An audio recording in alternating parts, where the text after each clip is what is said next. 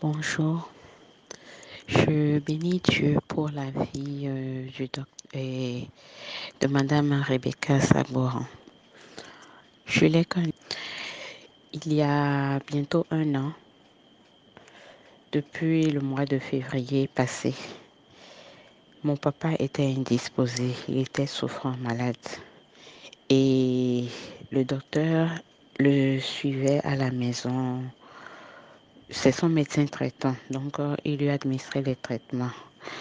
Et le 1er février, l'état de sa santé ne nous permettait plus, enfin, le docteur a décidé qu'il ne reste plus à la maison parce qu'il était très faible. Donc, il a fait hospitaliser à la clinique. Et du 1er février au 10 février, bien qu'il était là-bas, on faisait les analyses, on le traitait et tout. Il y avait un point de sa santé qui n'avait pas d'amélioration. Tout ce qu'il mangeait, il le rejetait. Et c'était accompagné d'une coloration rosée, par moments marron foncé. Donc, comme je m'occupais de lui à la clinique aussi, je signalais ça aux infirmiers qui étaient de garde. Et un jour, un jeudi, l'infirmier qui était de garde m'a dit qu'il avait déjà dit ça au médecin. Et il s'est énervé, il s'est déversé sur moi, soit disant que c'était la bouillie de 1000 roses que j'avais apportée à papa qui a fait qu'il avait fait ce rejet-là. Je lui ai dit non. J'ai insisté. Il a amené le médecin qui était de garde. Le médecin est venu, il a regardé, il a visité tous les patients, il a jeté un coup d'œil sur papa, il dit, et c'est là que j'ai profité, puisque j'avais recueilli ce que papa avait rejeté dans ce verre jetable. Et c'est là que je lui ai montré, il me dit, que ça fait la 2e fois qu'on lui signale ça. Bon, il a fait un bon pour un scanner thoracique. On a fait, il y a l'ambulance qui est venue, on a amené papa là où ils nous ont orientés. On a fait le scanner. Je suis allée chercher les résultats le même jour. Et quand je suis revenue, je n'ai pas ouvert, je n'ai pas regardé. J'ai remis l'enveloppe et le cliché à l'infirmier qui était de garde. Il a pris, il est allé voir le médecin de garde. Ils ont regardé. À son retour, il me dit, maintenant, on sait pourquoi et les aliments ne passent pas et que papa fait ce rejet. Il m'a rien dit, ça s'est arrêté là. Donc moi, dans ma tête, on allait lui faire une prescription, un médicament ou bien quelque chose qu'on allait mélanger à la perfusion et puis tout allait rentrer dans l'ordre. Jusqu'au lendemain, le vendredi. Le vendredi, j'étais là fortuitement. Et puis, il y avait une nephrologue qui était passée voir papa entre-temps, qui avait demandé des analyses et tout. Dès qu'elle a ouvert, elle est rentrée. Pour moi, elle était venue voir papa. Ce n'était pas le cas. C'était pour un autre patient qu'elle était passée. Et elle dit, vous êtes encore là? Il a appelé le nom de papa. Il dit, non, mais les examens que j'ai demandés, tout est bon. Normalement, vous ne devrez plus être ici. On devrait déjà vous libérer puisque tout est bon. Et l'infirmier qui était de garde l'a appelé, lui a parlé, lui a montré quelque chose. Et c'est là, et la nephrologue s'est dirigée vers moi. Elle me dit, vous savez, et personne n'aime aller au CNHU, quitter une clinique pour aller au CNHU. Bon, ce n'est rien de grave. Après, ils vont vous expliquer. m'expliquer. J'étais là depuis le matin.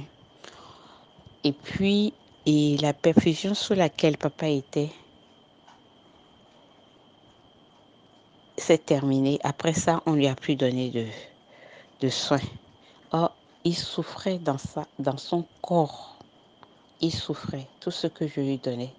Tu vas prendre ci, tu vas manger ci. Il disait non. Donc, j'étais là, j'insistais, j'ai dit, mais il n'a rien mangé. C'est un diabétique, puisque papa est diabétique depuis plus de 15 ans. J'ai dit, mais c'est un diabétique. Et depuis le matin, il n'a rien mangé. Vous ne le perfusez pas. Comment il va tenir et tout? Bon, quand j'ai dit ça, l'infirmier celui qui a pris la garde le vendredi là, il a fait le tour, je sais pas, il est allé prendre des consignes, quoi lui faire pour lui et tout. Bon, Dieu seul le sait. Et fin des fins, ce n'est que vers 13 heures par là, midi moins 13 heures, qu'on lui a fait une autre perfusion. Et j'étais là, on me dit que oui, le médecin qui est de garde faudrait me voir. J'ai dit, mais le médecin veut me voir. Depuis là, je suis là. C'est lui qui m'a bloqué ici. Sinon, je serais retournée à la maison.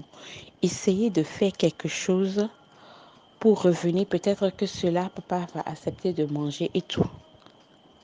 J'étais là. Le médecin m'appelle. Fin des fins. Il me dit, bon, aujourd'hui c'est vendredi. Hein. Vous savez, on va vous référer au CNHU. Parce que après l'examen thoracique, le scanner thoracique a révélé que papa a une tumeur au niveau du duodénum phase terminale. C'est comme ça que le médecin me l'a craché tout cru. J'ai pris mon courage à deux mains. J'étais seule là-bas à la clinique avec lui. Je réfléchissais, comment annoncer à papa? Comment annoncer à maman, à mes frères et sœurs? Et le médecin ajoute, il me dit, il faut prévenir les membres de la famille. Décidez-vous. Aujourd'hui, c'est vendredi pour qu'on puisse vous référer au CNHU. Sinon, si quelque chose lui arriverait et le chirurgien lui dira, je vous aurais averti, puisqu'il a dit qu'ils ont appelé le chirurgien et qu'ils lui ont montré les résultats. Et c'est le chirurgien qui leur a recommandé de nous référer au CNHU. Je suis restée là. Je n'ai aucune force à part l'Éternel des armées qui nous a tous créés. J'ai repris mon courage à deux mains. J'ai prié. Et puis, je dis, bon, puisque papa a un ami et cet ami, c'est son fils qui est son médecin, qui est son médecin traitant en même temps. Je dis, bon, c'est une grande personne, je vais l'appeler pour qu'il me guide, m'oriente un peu. Je l'ai appelé, ce qu'ils m'ont dit, ce que le médecin a raconté, je lui ai raconté ça. Il me dit, bon, prends ton courage à deux mains. Informe telle de ta tante. Je te reviens. Je vais appeler le docteur, médecin traitant de papa, qui l'a fait hospitaliser. J'ai dit, d'accord, papa. J'ai raccroché, il a appelé. Entre-temps, maman du côté de notre maman aussi, on a une tante qui est du corps médical, mais qui est déjà retraitée. Je l'ai appelée, je l'ai informée. Elle me dit, je suis à Ouida. Je reviens tout de suite. Je rentre tout de suite. Je prends la route. Je te rejoins à la clinique. J'ai dit, ok, tanti. Donc, on est là. Finalement, le médecin traitant de papa a dit non. Je ne suis pas pour que vous alliez au CNHU. Ils vont te faire signer un engagement, un papier soi-disant que c'est toi-même. Eux, ils ont voulu que de la sortie de papa de la clinique, vous alliez directement au CNHU et que c'est moi-même qui ai refusé. J'ai dit d'accord. Il me dit, il faut signer. J'ai dit d'accord, je vais signer. J'ai signé, on a ramené papa à la maison. On a continué à prendre des médicaments. Seulement, le médecin qui était là, qui nous a libérés, qui m'a fait signer le papier, qui était celui qui a repris la garde dans l'après-midi, puisqu'on traînait, finalement il faisait nuit. Il m'a dit, avec les résultats du scanner, là, il a fait certaines prescriptions, une ordonnance. Là, aucune nourriture ne peut plus passer. Pour qu'une nourriture passe, il faudrait que cela soit liquide. Et vu l'état de papa, il a recommandé, il faut lui donner des jus. Je lui ai dit, mais papa est diabétique. Il me dit, je sais. Il faut lui donner des jus parce qu'il a dit qu'il était un peu anémié quand il est venu.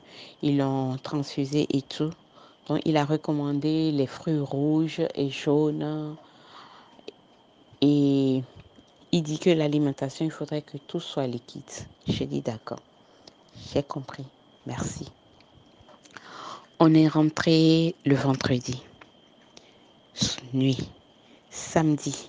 Dimanche. Lundi. Qu'est-ce qu'il faut faire? Bon, moi, je faisais ce que je faisais habituellement à papa pour qu'il mange. C'est ça que je faisais et je passais ça au mixeur. Et je réchauffais pour le lui donner. Le médecin traitant de papa, il vient voir papa comment il est, comme tout bon fils. Et il dit,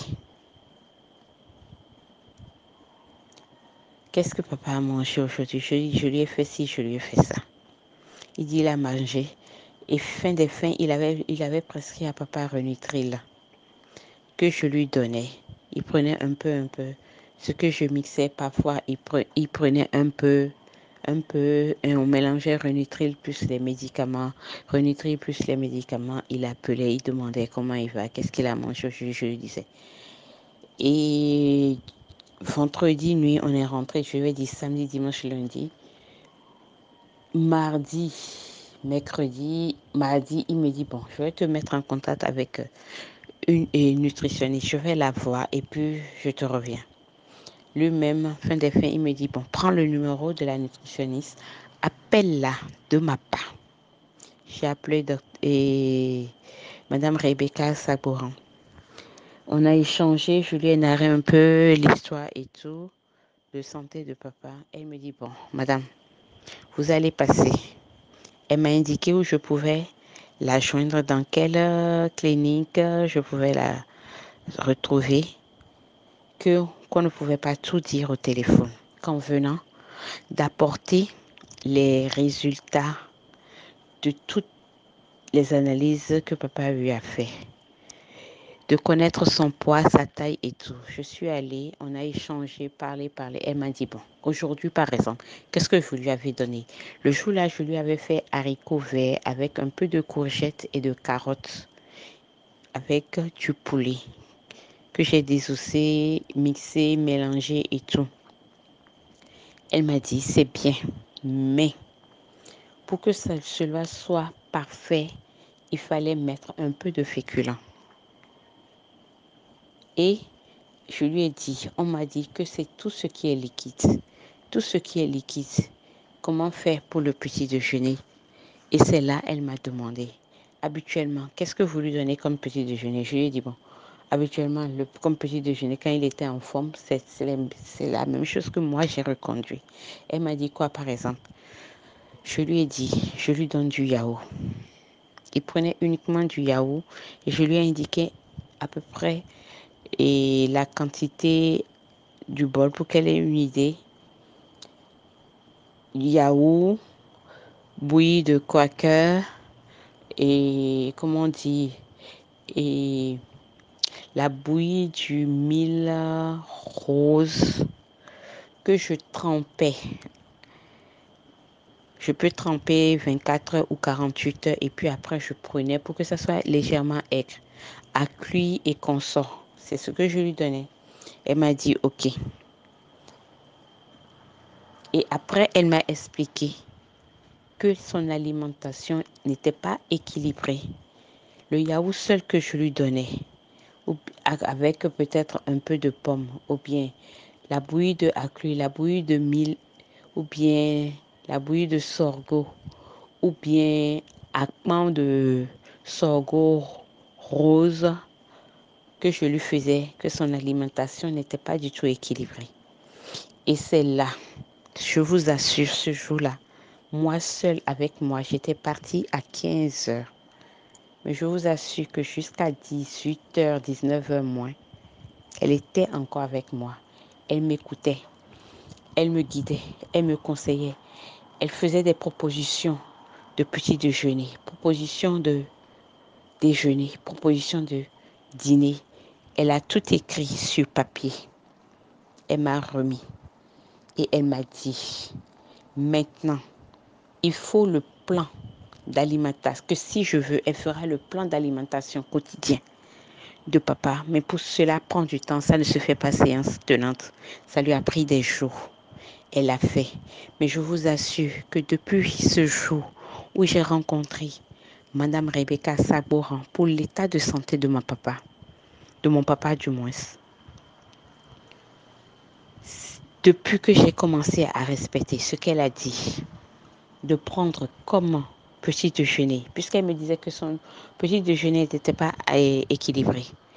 Et c'est au cas, les propositions de mets, de petit déjeuner, de déjeuner et de dîner qu'elle a faites pour papa ne s'adaptent pas à moi qui suis sa fille, puisque c'est selon le groupe sanguin, le poids, la taille et suivant certaines analyses. Donc, depuis ce jour-là, petit déjeuner pour papa, avec son état de santé, les analyses qu'elle a eu à faire et tout, il faut une quantité. Chaque matin pour le petit déjeuner, il lui faut une portion de légumes, une portion de féculents,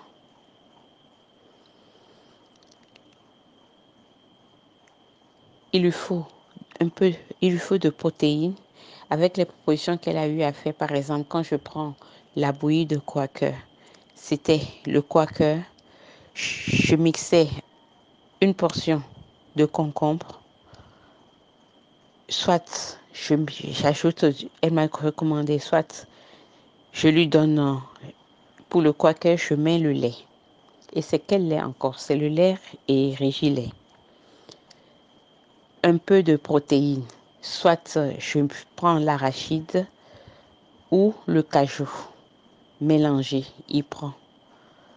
À midi, il faut 2 portions de légumes, une portion de féculents, du poisson ou de la viande. Elle a indiqué également la quantité qu'il lui faut. Le soir, il faut 2 portions de légumes, 3 quarts de féculents. Je vous assure, c'est pas que je suis en train de dire ça pour jeter des fleurs à Madame Rebecca Sabouran. Mais depuis février à ce jour, mon papa ne prend plus ses médicaments de diabète, Diamicron ou Metformine. Les seules fois où sa glycémie a grimpé et le médecin traitant a cherché avec les analyses, c'est qu'il y avait une infection cachée. Donc, sinon la glycémie est venue dans les normes. Ce qui fait que quand sa glycémie est à un certain taux et que moi, en lui donnant à manger, je lui donne moitié demi-comprimé de son médicament ou un comprimé de son médicament, en voyant que la glycémie est élevée, je vous assure, il fait une hypoglycémie. Donc, j'ai compris qu'avec le nouveau mode d'alimentation, il n'avait plus besoin de prendre ses médicaments de diabète et je ne lui donne plus. Et dès que je vois que sa glycémie commence à grimper à 1,15, 1,99 ou parfois ça va jusqu'à 2, automatiquement, j'appelle le médecin, je lui dis, la glycémie, puisque c'est le médecin qui m'a expliqué, quand on a fait les analyses et tout, et puis on a traité l'infection, la glycémie est redevenue dans les normes. il ne prenait plus de médicaments. Et quand il y avait l'infection, on ne savait pas et je lui donnais les médicaments malgré le régime alimentaire selon le plan d'alimentation quotidien que Mme Rebecca nous a recommandé. La glycémie ne chutait pas, elle ne descendait pas. Elle montait, montait, montait. Donc c'est là automatiquement moi-même, dès que je vois que la glycémie commence par grimper, par être un peu anormale, je dis là, il y a quelque chose, il y a anguille sous roche. J'informe et puis le médecin nous recommande et prescrit, dit ce qu'il faut. Et puis on suit et tout rentre dans l'ordre. Dieu ne descend pas pour agir. Il se passe toujours par des personnes interposées pour se manifester, pour agir dans nos vies. Et je rebénis Dieu encore pour la vie de Madame Rebecca Saboran, qu'il a mis sur notre chemin pour pallier à régulariser le taux de glycémie de mon papa. Merci docteur, soyez bénis. Chers frères et sœurs, et finalement, j'ai oublié dans l'audio précédent de vous dire, fin des fins, avec les investigations, les analyses, la biopsie, les prélèvements qui ont été envoyés à l'ANAPAT, les résultats ont déclaré qu'il n'y avait pas de tumeur au niveau du duodénum de papa, mais c'était son estomac qui n'est plus normal, qui est ouvert, et non une tumeur au niveau du duodénum. Le médecin généraliste, son médecin généraliste traitant nous a recommandé à un gastrologue. C'est ce gastrologue qui a fait la fibroscopie, qui a eu à faire les prélèvements qu'on a envoyés à l'ANAPAT. On a pris les résultats. Les résultats ont déclaré qu'il n'y a rien, qu'il n'y a aucune malignité. Ça veut dire qu'il n'y a rien de grave. Il n'y a pas de cancer, il n'y a pas de tumeur au niveau du duodénum.